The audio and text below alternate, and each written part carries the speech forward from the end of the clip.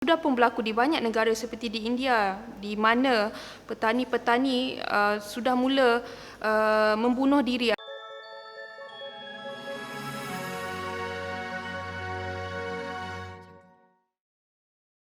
Hai semua, nama saya Ili Nadia.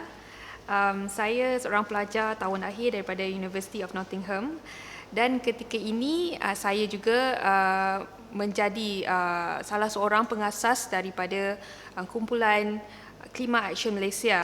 Climate Action Malaysia ialah satu kumpulan yang diterajui oleh belia-belia, dan kami cuba membawa isu kesedaran dan keadilan untuk iklim. Mungkin ramai di sini yang tidak mengerti atau tidak pernah mendengar apa itu perkataan keadilan untuk iklim, atau dengan nama panjangnya ialah climate justice. Isu climate justice ini atau keadilan iklim ialah satu kesedaran bahawa krisis iklim ini bukan hanya isu alam sekitar semata-mata, tetapi satu isu sosioekonomi, isu kesihatan awam, dan juga isu politikal negara itu sendiri. Dan di Malaysia masih lagi tidak ada kumpulan-kumpulan belia yang cuba membawa isu-isu climate intersections dalam pembawakan isu alam sekitar di Malaysia.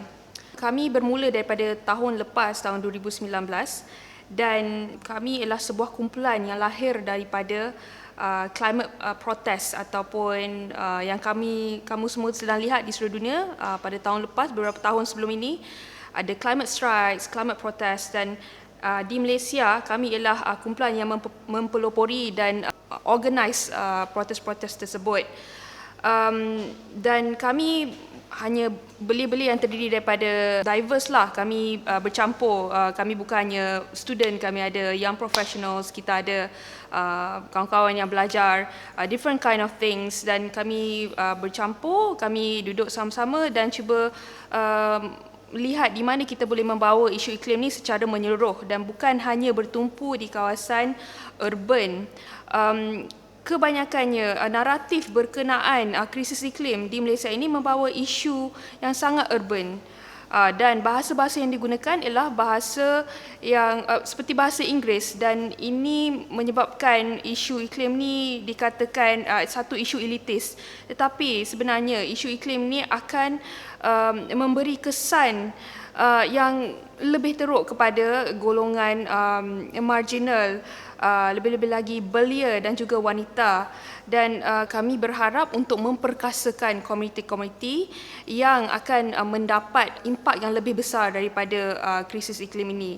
Dan sepanjang musim COVID ini, kami sudah pun melihat yang isu COVID dengan isu krisis iklim ini ialah satu benda mempunyai ciri-ciri yang sama, iaitu komuniti yang marginal, komuniti yang sudah terjejas persekitarannya, atau komuniti yang miskin akan terdedah kepada impak atau risiko yang lebih besar.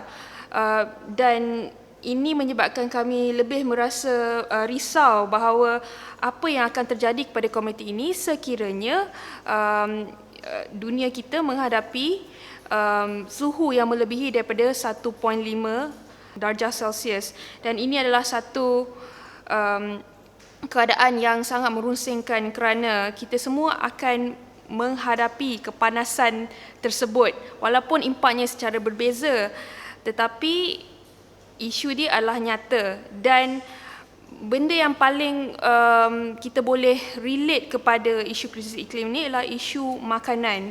Kalau kita lihat kawasan makanan di Malaysia bukannya di kawasan bandar tapi di luar bandar. Dan bila kita bercakap pasal isu iklim, jarang sekali orang akan mengkaitkan isu ini dengan isu seperti padi contohnya. Dan kita lihat selama beberapa tahun kebelakangan ini, kita melihat produksi padi itu sendiri telah jatuh kerana terdapat pelbagai sebablah, ketiadaan air ataupun kepanasan yang sangat panas, kering kontang dan juga banjir.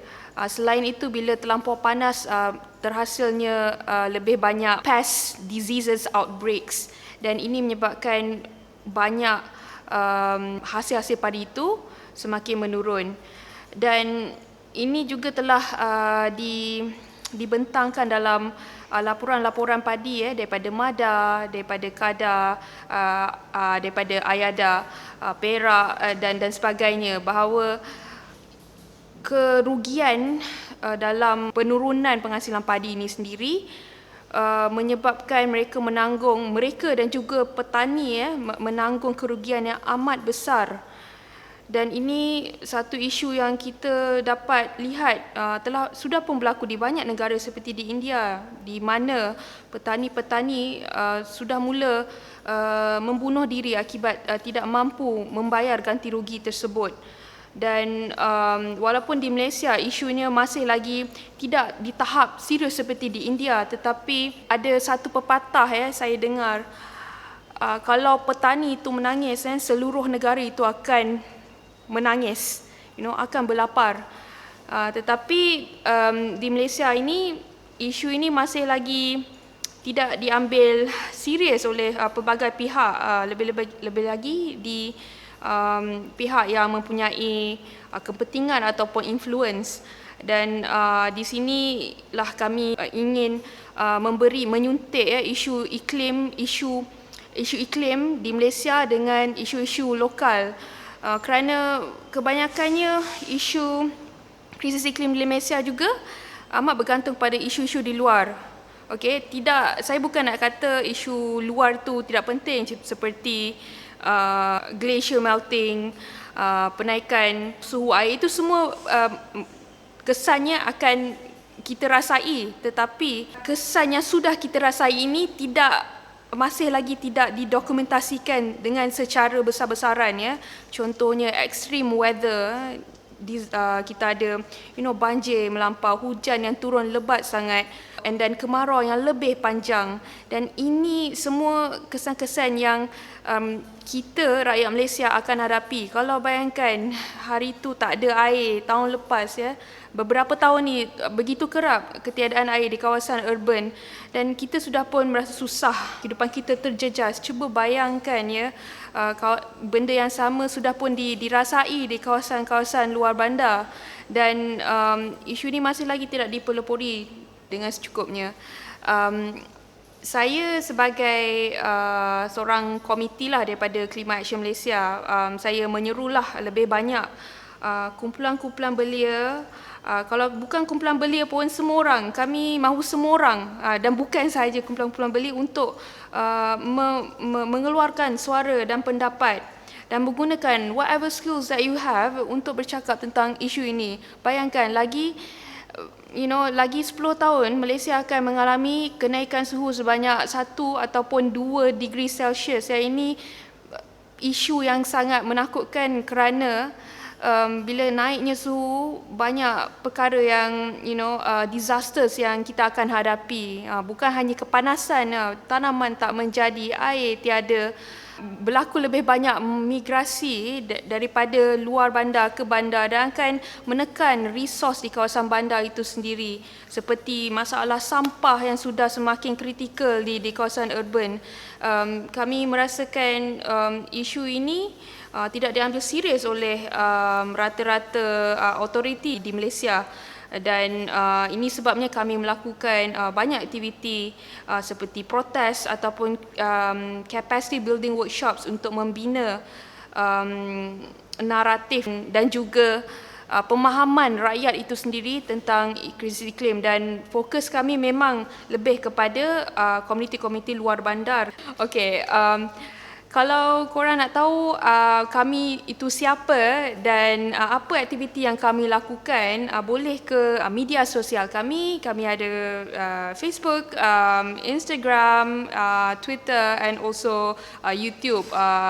Dan korang boleh subscribe ataupun just like, follow and share whichever content yang kami keluarkan dengan inisiatif korang semua. Isu ini akan lebih diviralkan dan lebih ramai orang akan mengambil endah tentang isu alam sekitar, dan bukan hanya isu alam sekitar, isu existential manusia.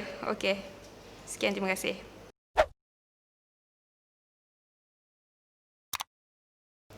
Jangan lupa subscribe kami di Hentam TV di YouTube dan juga follow dan like kami di Facebook.